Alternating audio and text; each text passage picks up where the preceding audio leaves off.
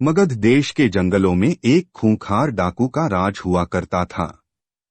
वह डाकू जितने भी लोगों की हत्या करता था, उनकी एक एक उंगली काटकर माला की तरह गले में पहन लेता।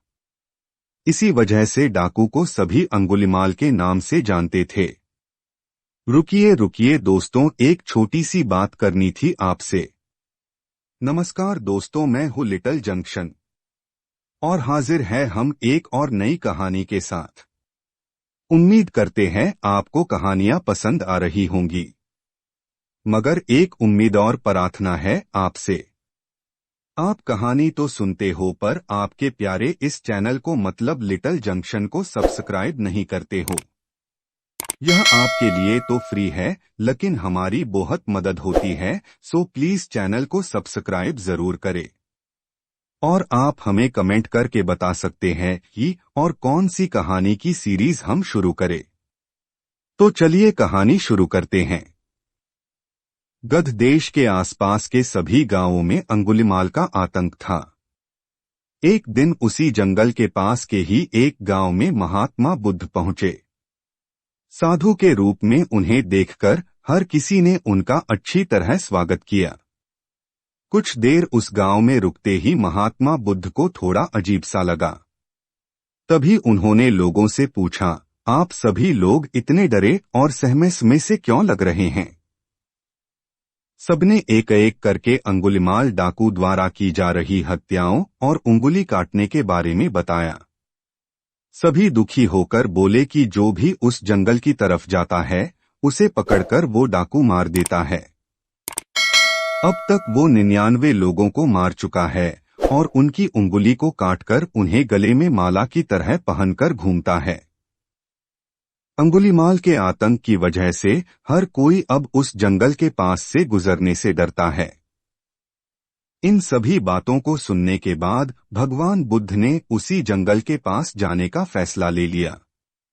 जैसे ही भगवान बुद्ध जंगल की ओर जाने लगे तो लोगों ने कहा कि वहां जाना खतरनाक हो सकता है। वो डाकू किसी को भी नहीं छोड़ता। आप बिना जंगल गए ही हमें किसी तरह से उस डाकू से छुटकारा दिला दीजिए। भगवान बुद्ध सारी बातें सुनने के बाद भी जंगल की ओर बढ़ते रहे। कुछ ही देर में बुद्ध भगवान जंगल पहुंच गए। जंगल में महात्मा के भेष में एक अकेले व्यक्ति को देखकर अंगुलिमाल को बड़ी हैरानी हुई।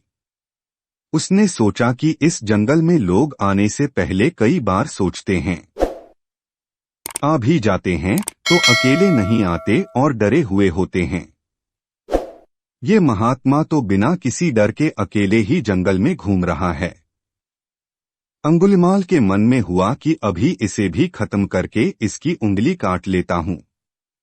तभी अंगुलिमाल ने कहा, अरे, आगे की ओर बढ़ते हुए कहां जा रहा है? ठहर भी जा अब। भगवान बुद्ध ने उसकी बातों को अनसुना कर दिया। फिर गुस्से में डाकू बोला, मैंने कहा रुक जाओ।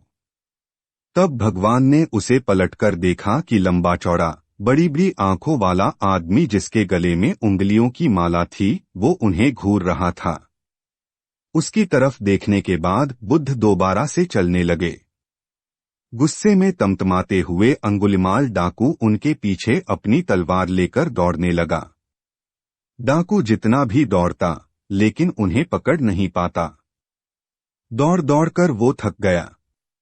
उसने दोबारा कहा, रुक जाओ, वरना मैं तुम्हें मार दूंगा और तुम्हारी उंगली काटकर मैं 100 लोगों को मारने की अपनी प्रतिज्ञा पूरी कर लूंगा। भगवान बुद्ध बोले कि तुम अपने आप को बहुत शक्तिशाली समझते हो न, तो पेड़ से कुछ पत्तियां और टहनियां तोड़कर ले आओ। अंगुलिमाल ने उनका साहस देखकर सोचा कि जैसा ये कह रहा है कर ही लेता हूं। वो थोड़ी देर में पत्तियां और टहनियां तोड़कर ले आया और कहा, ले आया मैं इन्हें। फिर बुद्ध जी कहने लगे, अब इन्हें दोबारा पेड़ से जोड़ दे। यह सुनकर अंगुलिमाल बोला, तुम कैसे महात्मा हो, तुम्हें नहीं पता कि तोड़ी हुई चीज को दोबारा नहीं जोड़ सकते हैं। भगवान बुद्ध ने कहा कि मैं यही तो तुम्हें समझाना चाहता हूं कि जब तुम्हारे पास किसी चीज को जोड़ने की ताकत नहीं है, तो तुम्हें किसी वस्तु को तोड़ने का अधिकार भी नहीं है।